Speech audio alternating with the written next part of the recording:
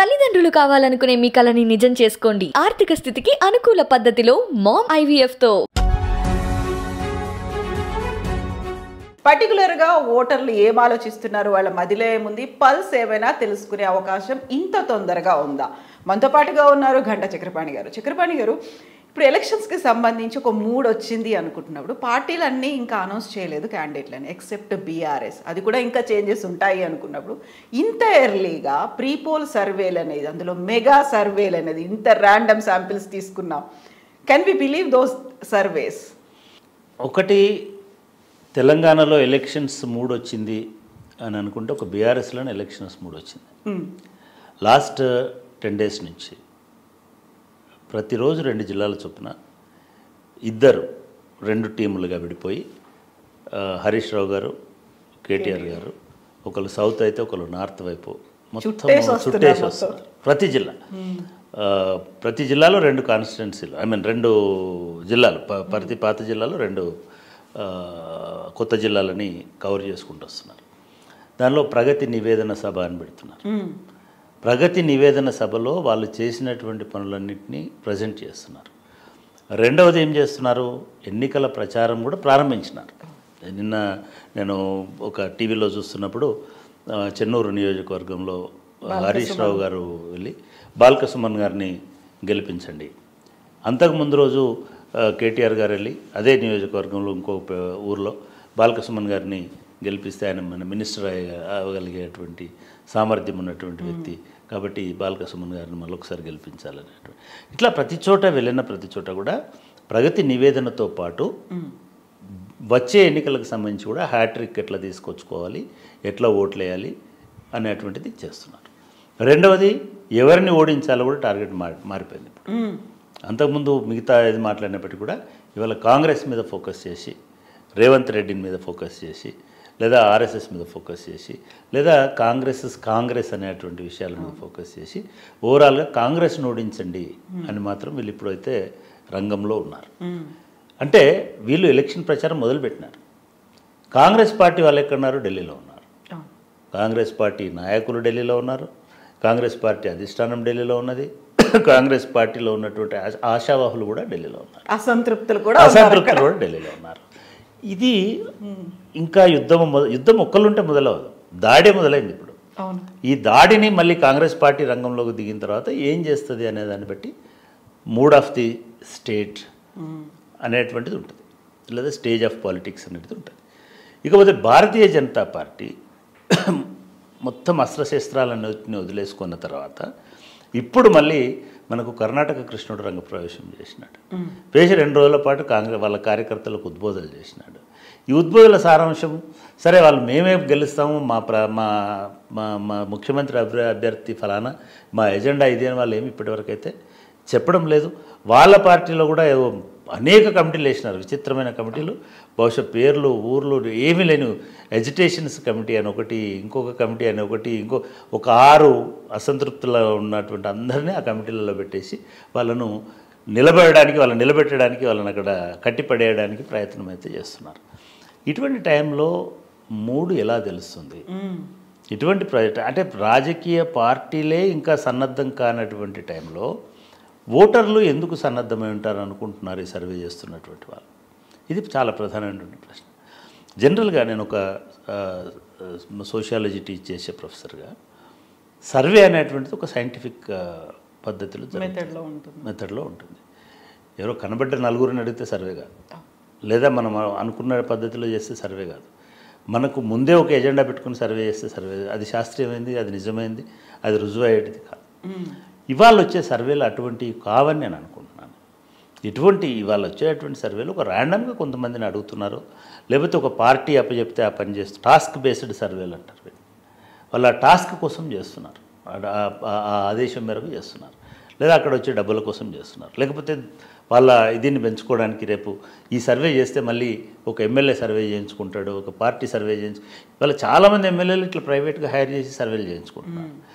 టికెట్లు ఇచ్చేవాళ్ళు కూడా ఇప్పుడు అదే పద్ధతిలో కాంగ్రెస్ పార్టీలో చివరికి కాంగ్రెస్ పార్టీ అంటే సర్వే అనేటువంటిది నిజంగా చేస్తున్నారని అనుకుంటే మీరు లాస్ట్ వీక్ అన్ని వార్తలు చూసినారు. సురేష్ కనుగోలు చేస్తున్నటువంటి సర్వేలు కొంతమందికి వ్యతిరేకంగా వస్తున్నాయి, వాళ్ళు కావాలనేటువంటి సర్వేలు చేస్తున్నారు. అసలు సర్వే కావాలని చేయడం ఏంటిది? సర్వే అంటే సర్వే చేస్తే నీకు రిజల్ట్ రావాలి అంతే కదా. సర్వే అంటే ఏంటిదనంటే ఒక పెద్ద యూనివర్స్లో ఒక పెద్ద సైజ్ ఆఫ్ దీనిలో ఒక చిన్న శాంపుల్ తీసుకొని చేయడం. ఎంత పర్సెంటేజ్ తీసుకుంటున్నారు వీళ్ళు? ఈ ఆ లెక్కలేంటి? ఒక ఒక ఒక నియోజకవర్గంలో ఒక 5 లక్షల మంది ఓటర్లు ఉన్నారని అనుకుంటే మీ సైజ్ ఆఫ్ శాంపుల్ ఎంత? దాంట్లో మీరు 5,000 మందిని తీసుకున్నారా, 10,000 మందిని తీసుకున్నారా, 50,000 మందిని తీసుకున్నారా? ఒకవేళ 5,000 మందిని తీసుకున్నారని అనుకుందాం. ఈ 5,000 మంది ఎవరు? ఈ 5,000 మంది అందరు పెన్షనర్లే అనుకోండి. బీఆర్ఎస్ క్లీన్ స్వీప్ అవుతుంది జనరల్గా మనం ఆలోచిస్తే. ఈ 5,000 మంది యువకులు, నిరుద్యోగులు, లేకపోతే ఇంకోరా అనుకోండి, ఇంకొక రకంగా ఫలితం వస్తుంది. కాంగ్రెస్ పార్టీ క్లీన్ స్వీప్ అనేటువంటిది వస్తుంది. ఈ 5,000 మంది ఆర్ఎస్ఎస్, బీజేపీ, మిగతా వాళ్ళు అటువంటి విశ్వాసాలు ఉన్నటువంటి వాళ్ళు అనుకోండి, బీజేపీ గెలుస్తుందని చెప్తారు. ఈ 5,000 మందిలో మహిళలు ఎందరు? ఈ 5,000 మందిలో వయోజనులు, యువకులు ఎందరు? ఈ 5,000 మందిలో వృద్ధులు ఎందరు? పెన్షనర్లు ఎందరు? ఎస్సీలు ఎందరు? బీసీలు ఎందరు? ఓసీలు ఎందరు? బ్రాహ్మణులు ఎందరు? సనాతనులు ఎందరు? ఇటువంటి అన్ని రకాలైనటువంటి ఏజ్ గ్రూప్ వాళ్ళు ఎంతమంది? ఏ ఏజ్ గ్రూప్ వాళ్ళు ఉన్నారు? నిరుద్యోగులు ఎందరు? ఉద్యోగులు ఎందరు? అంటే ఇవన్నిటినీ సైంటిఫిక్గా ప్రాసెస్ చేసి చేస్తే తప్ప అది సర్వే అనిపించుకోవడానికి లేదు. అసలు ఏ మెథడ్లో చేశారో కూడా చెప్పట్లేదు. మేము అంటే నేను చాలా మీ సోషల్ మీడియాలో చాలా కథనాలు వచ్చినాయి గతంలో. కానీ పీపుల్స్ పల్స్ అనే ఒక ఆర్గనైజేషన్ వాళ్ళు మమ్మల్ని అంబేద్కర్ ఓపెన్ యూనివర్సిటీని అప్రోచ్ అయ్యారు. అవి మేము ఇట్లా సర్వే చేయాలనుకుంటున్నాం, మూడ్ ఆఫ్ ది స్టేట్ ఎట్లా ఉంటుంది అనేటువంటి. అది జర్నలిస్టులు, గతంలో ఇటువంటి అనుభవం ఉన్నటువంటి వాళ్ళు, కర్ణాటకలో పనిచేసినారు, దేశమంతటా పనిచేస్తుంది పీపుల్స్. వాళ్ళు వచ్చి అడిగినప్పుడు మా నుంచి ఏమి హెల్ప్ కావాలండి అంటే, అంబేద్కర్ ఓపెన్ యూనివర్సిటీకి మాకు 2 స్టేట్స్లో నెట్వర్క్ ఉంది. సో మాకు నెట్వర్క్ ఇన్ ద సెన్స్ మాకు పార్ట్ టైం కౌన్సిలర్స్ ఉంటారు, సోషల్ సైన్స్ టీచర్స్ ఉంటారు, స్టూడెంట్స్, రీసెర్చ్ స్కాలర్స్ చాలామంది ఉంటారు. సో మాకు శాంపిల్ కలెక్ట్ చేయాలి. మీరు ఎట్లా కలెక్ట్ చేస్తారు శాంపిల్ అని అడిగితే, మీరు అంటే మీ ర్యాండమ్ కాదు, మేము సెగ్మెంట్స్ ఇస్తాము, వీళ్ళన్నీ క్లాసిఫై చేస్తాము. ఆల్మోస్ట్ ఆ విలేజ్కి పోయిన తర్వాత ఏ సెగ్మెంట్లో ఎన్ని ఇళ్లను ఎట్లా చేయాలనే ట్రైనింగ్ ఇచ్చినారు 2 రోజులు 3 రోజుల పాటు. వాళ్ళకి ఇచ్చి ఒక బ్యాలెట్ బాక్స్ ఇచ్చినారు, సీల్డ్, మేమంటాము కాన్ఫిడెన్షియల్గా క్లోజ్ చేసి ఆ బ్యాలెట్ బాక్స్లో వేసి ఆ సీల్డ్ బ్యాలెట్ బాక్స్లు అన్నింటినీ తెప్పించి జస్ట్ ఎలక్షన్ ఎట్లా జరుగుతుందో ఆ పద్ధతిలో చేసినారు. ఇది ఒక సైంటిఫిక్ పద్ధతిలో చేసేటువంటి సర్వే. టార్గెటెడ్ గ్రూప్స్ని వాళ్ళు డివైడ్ చేసి క్లస్టర్స్ చేసి, బీసీస్లో జనరల్గా విలేజెస్లో మీరు ఎక్కడైనా సరే భారతదేశంలో విలేజ్ సెట్టింగ్ అంతా కూడా కాస్ట్ బేస్డ్గా ఉంటుంది. ఒక బ్రాహ్మణ వాడ ఉంటుంది, లేదా దళిత వాడ ఉంటుంది, బెస్తవాడ ఉంటుంది, బోయవాడ ఉంటుంది, రెడ్లందరూ ఒక ఫైన్. వాళ్ళు 2 ఇండ్లకు తర్వాత 3 ఇండ్ల తర్వాత ఎవరి ఆల్టర్నేటివ్ హౌసా వాళ్ళు ఏదో ఒక లెక్క ప్రకారం సర్వేలు చేస్తుంటారు. ఇవే కాకుండా క్లాసిఫై చేసుకుంటారు కూడా. ఆ ఇంట్లో ఉంటే ఒకటే ఇంట్లో భిన్నమైనటువంటి అభిప్రాయాలు కూడా ఉంటాయి. యూత్ ఒక రకంగా ఆలోచించవచ్చు, ఉమెన్ ఒక రకంగా ఆలోచించవచ్చు. ఇవన్నీ సిస్టమేటిక్గా చేసి సర్వేలు చేయవచ్చు. అట్లా చేసే ఆర్గనైజేషన్స్ లేవని నేను అనట్లేదు. ఇందా చెప్పిన ఆర్గనైజేషన్తో పాటు ఇంకా 2-3 ఆర్గనైజేషన్స్ కూడా అటువంటి నెట్వర్క్ ఒకటి డెవలప్ చేసి, అటువంటి రీసెర్చ్ టీమ్స్ని పెట్టుకొని, అటువంటి శాంపుల్ సెలెక్షన్ని సైంటిఫిక్గా చేసుకొని అటువంటి సర్వేస్ చేస్తున్న వాళ్ళన్నారు. సర్వే చేయడం ఒక ఎత్తు అయితే, దాన్ని మళ్ళీ అనలైజ్ చేయడము రెండవ పార్ట్. దీనికి కనీసం ఏ సర్వేకైనా చాలా హార్డ్ వర్క్ చేసే టీం ఉన్నప్పటికీ కూడా డేటా కలెక్షన్, శాంపిల్ కలెక్షన్తో పాటు దాని తర్వాత అనాలిసిస్ చేసుకోవడానికి కూడా బోల్డ్ అండ్ సాఫ్ట్వేర్లు వచ్చినాయి కాబట్టి కొంత టైం పడుతుంది. ఆ నిర్దిష్టమైన టైంలో మనం, అందుకే సర్వే చేసిన వాళ్ళు ఈ సర్వే ఎప్పుడు చేసినా కూడా చెప్తారు, చెప్పి అట్లేస్తారు. ఈ మధ్య సోషల్ మీడియాలో ముఖ్యంగా వాట్సాప్ గ్రూపులలో విపరీతమైన సర్వే రిపోర్ట్స్ వస్తున్నాయి. ఆ సర్వే రిపోర్ట్స్ ఏ స్థాయిలో ఉంటున్నాయంటే, కొన్ని సర్వే రిపోర్ట్స్, ఒక సర్వే రిపోర్ట్లో బీజేపీ 52 సీట్లు గెలుస్తుంది, కాంగ్రెస్ 23 సీట్లు గెలుస్తుంది, బీఆర్ఎస్ 13 సీట్లు గెలుస్తుంది. లేదా ఇంకొక కొన్ని సర్వేలలో బీఆర్ఎస్ 70 సీట్లు గెలుస్తుంది, కాంగ్రెస్ 30 సీట్లు గెలుస్తుంది, బీజేపీ 6 సీట్లు.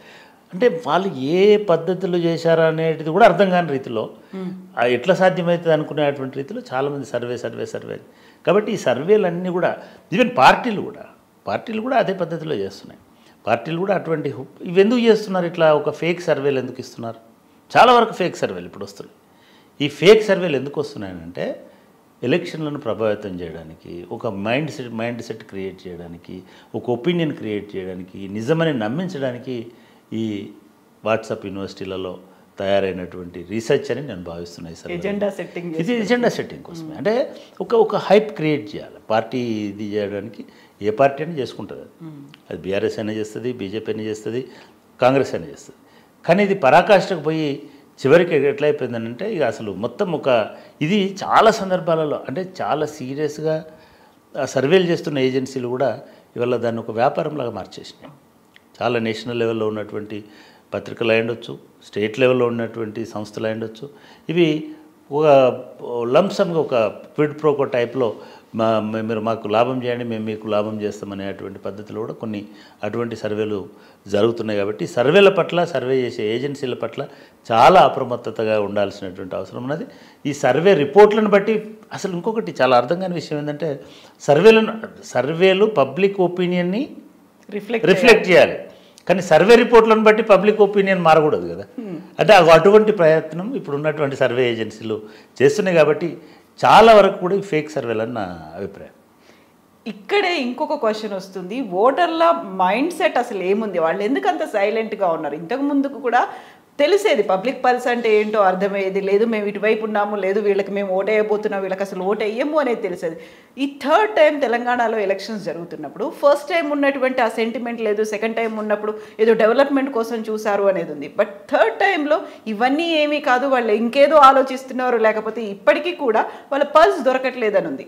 అదే టైంలో సర్వేలకు ఎలా దొరుకుతుంది ఆ పల్స్?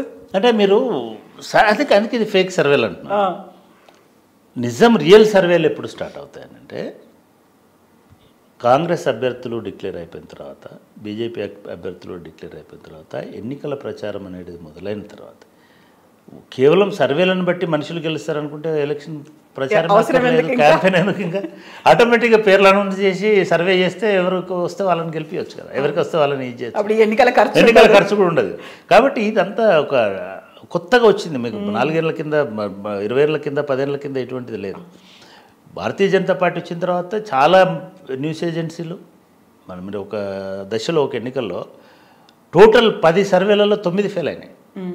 లాస్ట్ సర్వేలు కూడా అదే పద్ధతిలో వచ్చినాయి. ఇవి ఎందుకు వస్తున్నాయి ఇట్లా అని అంటే వాళ్ళ క్రెడిబిలిటీ వాళ్ళు చూసుకోవట్లేదు, వాళ్ళకి ఎంత ఇన్కమ్ వస్తుంది సర్వేతో అన్నట్టు చూస్తున్నారు. ఇది ప్రమాదకరమైనది.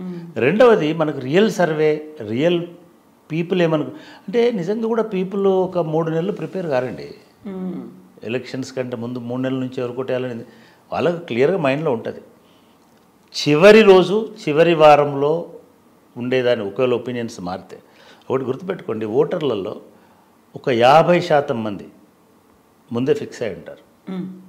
మీరు ఏ ప్రచారం చేసినా, ఏ డబ్బులు ఇచ్చినా, ఏం చేసినా కూడా వాళ్ళు మారే అటువంటి అవకాశం లేదు. ఫిక్స్ అయ్యి సైలెంట్గా ఉంటారా? ఎందుకు వాళ్ళు ఎందుకు మాట్లాడతారు? ఓటేసే వాళ్ళు ఎందుకు సైలెంట్గా ఉంటారండి? ఓటే సైలెంట్ రెవల్యూషన్. ఓటు సైలెంట్గా ఉండే వేయాల్సిందే. ఓటు సైలెన్స్ని బ్రేక్ చేస్తే ఆ ఓటు చెల్లదు. అవును, మీరు బాక్స్లో వేసినప్పుడు కూడా సైలెంట్గానే వేస్తారు. అందుకే ఓటుని సైలెంట్ రెవల్యూషన్ అని అంటారు. కాబట్టి ఓటర్ ఎప్పుడు కూడా మాట్లాడు. ఈవెన్ సర్వే చెప్పినటువంటి మేము కూడా చేసాం సర్వేలు. మేము మునుగోడులో సర్వే చేసాం, లేదా అంతకుముందు 2 ఎలక్షన్లో సర్వే చేసాం. సర్వే అంటే మేము ఏదో ఏజెన్సీ పెట్టి చేయలేదు. పబ్లిక్ ఒపీనియన్ కన్సాలిడేట్ చేసుకోవడం కోసం, పబ్లిక్ ఒపీనియన్ని ఫీడ్బ్యాక్ తీసుకోవడం కోసం సర్వే చేసినాం. మీరు సర్వే వాడు 10 నిమిషాలు 20 నిమిషాలు మాట్లాడితే తప్ప వాడు ఓపెన్ అయ్యేటువంటి అవకాశం లేదు. ఏదో మీరు మైకులు పట్టుకొని ఎవరు కొట్టేస్తారు, ఎందుకు కొట్టేస్తారంటే అవన్నీ నిజం కాదు. అట్లా అనుకుంటే చాలా సర్వేలు మునుగోడులో బీజేపీ గెలిచిపోతుంది అనేటువంటి సర్వే రిపోర్ట్లు ఇచ్చినాయి. కానీ ఎక్కడ దరిదాపులో కూడా రాలే. ఇక్కడ ఏమవుతుందని అంటే ఓటరు ఎప్పుడు కూడా నీకు నిజం చెప్పాల్సిన అవసరం లేదు. ఇప్పుడు సర్వే అనేది శాంపిల్ అనేటువంటిది ఒక ఫిజికల్ శాంపిల్ అయితేనేమో మీరు లెక్కలు, పత్రాలు ఇవి ఇంత పెరిగినాయి, ఇది ఇంత ఉంది అనేది చూపించవచ్చు. వాటి ఇంటర్నల్గా ఏముందో నువ్వు సర్వేలు ఎట్లా చెప్తున్నావు, ఏ బేసిస్లో చెప్తావు అంటే ఒక సెట్ ఆఫ్ క్వశ్చన్స్ని వాళ్ళు ప్రిపేర్ చేసుకుంటారు. ఆ సెట్ ఆఫ్ క్వశ్చన్స్ ఆన్సర్ చేస్తారు. ఇప్పటికిప్పుడు మనం పోదాము, మీ కెమెరా తీసుకొని పోయి అడుగుదాము, అట్లాంటి అబ్బాయిని అడుగుదాము, ఇంకా చాలా రోజులు లేదు సార్ ఇప్పుడు ఎందుకని అంటాడు. క్యాండిడేట్ ఎవరో రానియండి సార్ అని అంటాడు.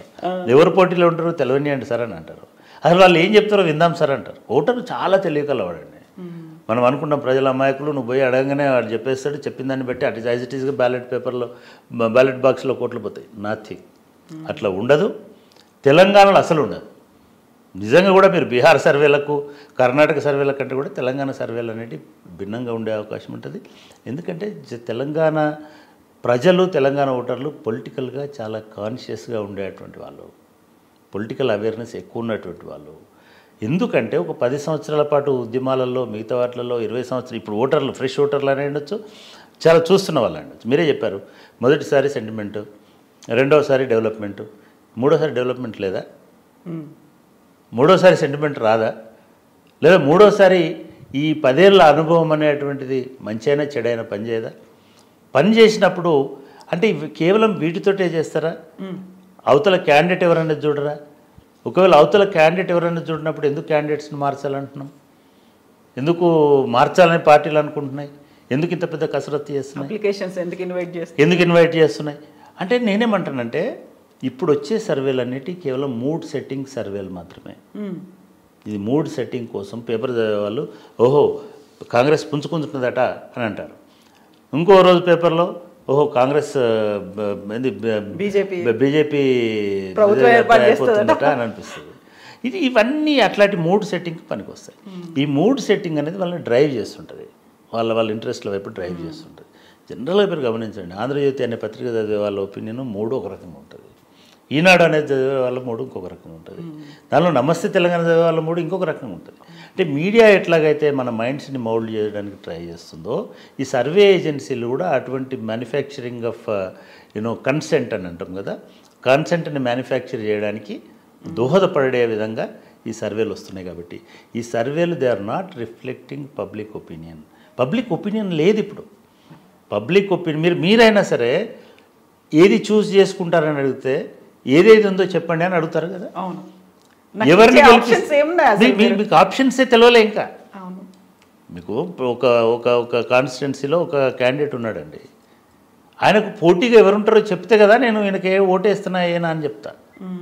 సరే ఇది రాజకీయాలు కాబట్టి ఐడియాలజికల్ బేసిస్గా ఒక 10%, 20%, 15% ఉంటుంది.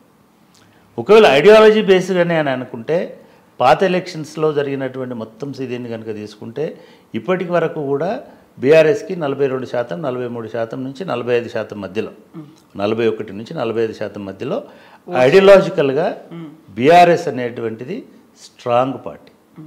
ఎందుకంటే మీకు వాళ్ళ సభ్యత్వం తీసుకున్నా, లేదా వాళ్ళ గతంలో వచ్చినటువంటి ఓట్లు తీసుకున్నా, లేదా వాళ్ళ ప్రభుత్వం ద్వారా అందుతున్నటువంటి బెనిఫిట్స్ తీసుకున్నా, లేదా వాళ్ళ అభిమానంలో మీరన్న ఎమోషనల్ తెలంగాణ ఉద్యమము అనేటువంటి తీసుకున్నా కూడా ఒక రమారమి 45% మంది బీఆర్ఎస్ పట్ల ఆసక్తిగా ఉంటారు.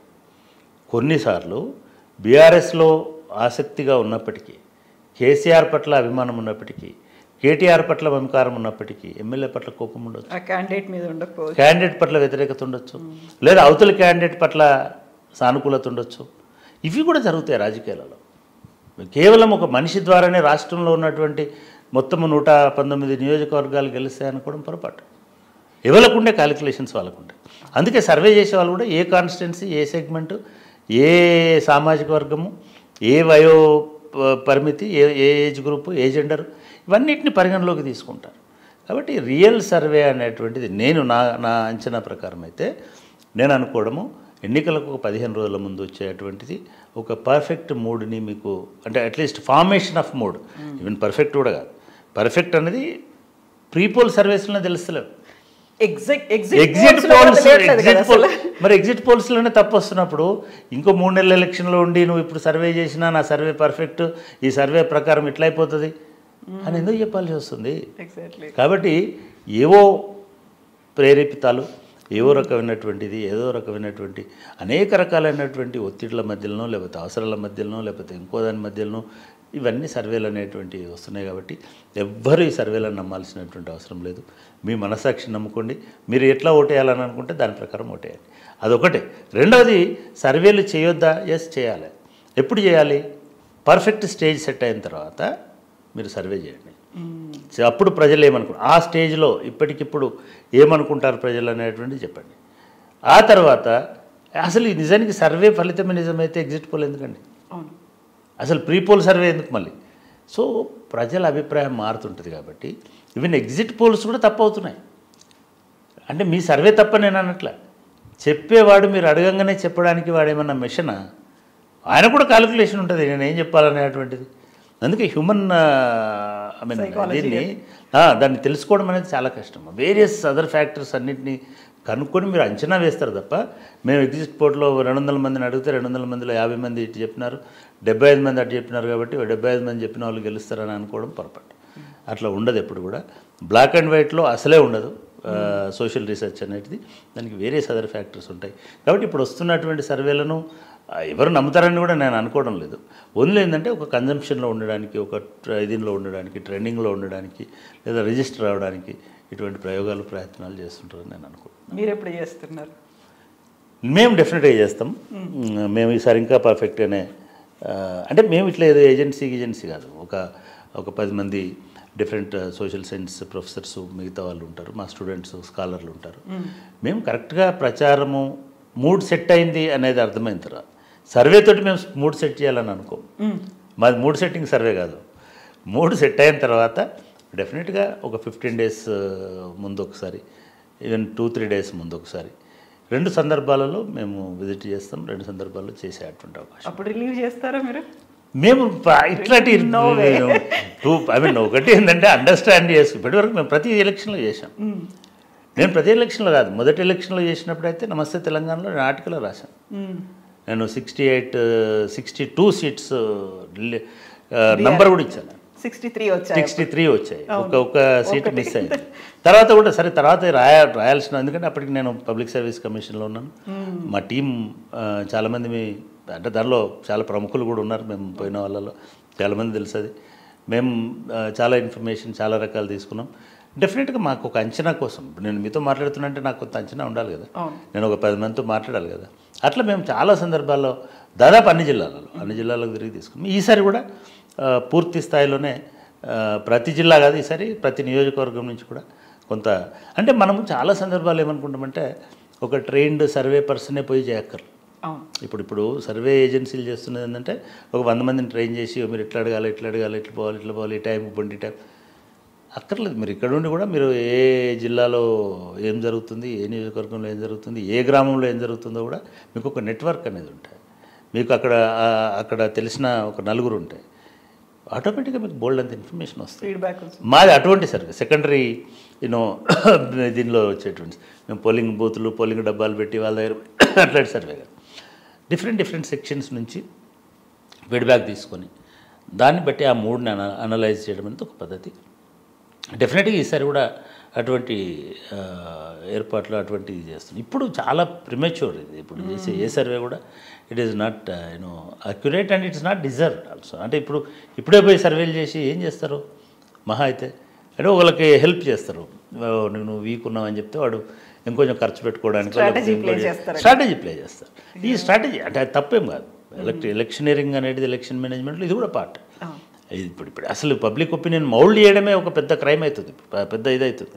మేము ఒక కాంటెక్స్లో ఈ పోల్ స్టార్స్ ఇప్పుడు వీళ్ళందరూ ఉన్నారు కదా, వీళ్ళందరూ వచ్చి ఇది చేస్తున్న వాళ్ళు కాదు, వీళ్ళు ఈ సునీల్ కొనుగోలు కావచ్చు, లేకపోతే వీళ్ళందరూ కూడా సెఫాలజిస్ట్ ఏమో ఈ మూడ్ని అబ్జర్వ్ చేసి అనలైజ్ చేసేవాళ్ళు. స్ట్రాటజిస్టులు ఒక్కొక్కరిని లక్షలు కోట్ల రూపాయలు పెట్టి హైర్ చేస్తున్నారు. ఈ హైర్ చేస్తున్న వాళ్ళు పబ్లిక్ ఒపీనియన్ని డైవర్ట్ చేస్తున్నారు. ఐ మీన్ డైవర్ట్ చేయడానికి ఏం చేయాలో చెప్తున్నారు. అంటే ప్యూర్ ఓటింగ్ జరుగుతలేదు. ఇప్పుడు డెమోక్రసీలో మనిషికి ఓటు చేసుకునే స్వేచ్ఛ ఉండాలి అని అంటాం కదా, ఆ ఓటింగ్కి సంబంధించిన స్వేచ్ఛ దాదాపు 70% పోయింది. ఎలక్షన్స్ కంటే ముందు ఒక పార్టీ ఎటువంటి రియల్గా పార్టీ ఎటువంటిది అనేటువంటిది ఇంపార్టెంట్. రియల్గా నువ్వు ఎట్లా ప్రజెంట్ చేసుకుంటావు అనేది ఇంపార్టెంట్. కానీ దానికంటే ముందు ఒక పెద్ద రిహార్సల్ జరిగి ఆ రిహార్సల్ ప్రకారము నువ్వు రకరకాలైనటువంటి హంగులు చేసుకొని ఎక్కడ ఎవరిని పెట్టాలి, ఎవరిని ఇది చేయాలి, ఎవరిని వాళ్ళు ఏం మాట్లాడాలి, ఏ కంటెంట్ మాట్లాడాలి, మనసులో నిజంగా ఏముందో అది మాట్లాడాలి. అట్లా కాకుండా నువ్వు ఈ పద్ధతిలో మాట్లాడాలి, ఇది చెప్పాలి, ఇది చేస్తామని చెప్పాలి, 3 గ్యారంటీలు అని చెప్పాలి, 6 ఇదంతా ఒక స్టేజ్ మేనేజ్డ్ వ్యవహారంలాగా నడుస్తుంది.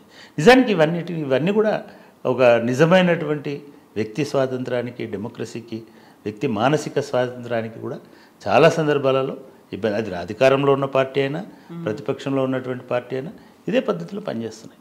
ఇవాళ ఎక్కువ స్టార్లు అవుతున్నది ఎవరు అంటే లీడర్లు కాదు, ఆ లీడర్లను తయారు చేస్తున్న స్ట్రాటజిస్టులు. అంటే ఇదంతా కూడా ఒక నటనలాగా అయిపోయింది. The politician who is requesting for vote ఎక్కడైనా పోయి బెగ్ చేస్తున్నాడో వాడు రియల్ కాదు, వాడు ఒక మేకప్ చేసినటువంటి ఒక మనిషి. సో ఆ పద్ధతిలోనే పోయి అడుగుతున్నాడు. సో అటువంటి సర్వేలతో పని లేదు. జనరల్గా పబ్లిక్ ఎట్లా ఇన్ఫ్లుయెన్స్ అవుతున్నారు, ఏం ఆలోచిస్తున్నారు, ఏవి వాళ్ళని ప్రభావితం చేసేటువంటి అంశాలు, ఏవి వాళ్ళనే కాదు భవిష్యత్తులో ప్రభావితం చేసే అంశాలు, వాళ్ళకున్న అవగాహన ఏపాటిది దాని మీద. సో ఇవన్నిటినీ పరిగణలోకి తీసుకున్నప్పుడు ఏమన్నా మేము మునుగోడులో కూడా చేసాం. మునుగోడులో చేసినప్పుడు కూడా ఇవన్నిటిని మిగతా సర్వేలు మేము పోయి అడుగుతుంటే మాట్లాడి ఎదుటి చేస్తుంటే సార్ మీరు ఏమైనా సర్వే కొరకు వచ్చినారా అని అడుగుతాం. లేదండి ఊరికండి, లేదు సార్ రోజుకి 20 మంది వస్తున్నారు అంటే బిలీవ్ మీ, రోజుకి 20 మంది పదే పోయి ఒకటే ఇళ్ళని ఐడెంటిఫై చేసి వారానికి ఒకసారి కూడా పోయి తీసుకొచ్చుకునేటువంటి ఇది ఒక టోటల్ బిగ్ మేనేజ్మెంట్ లాగా నడుస్తున్నది.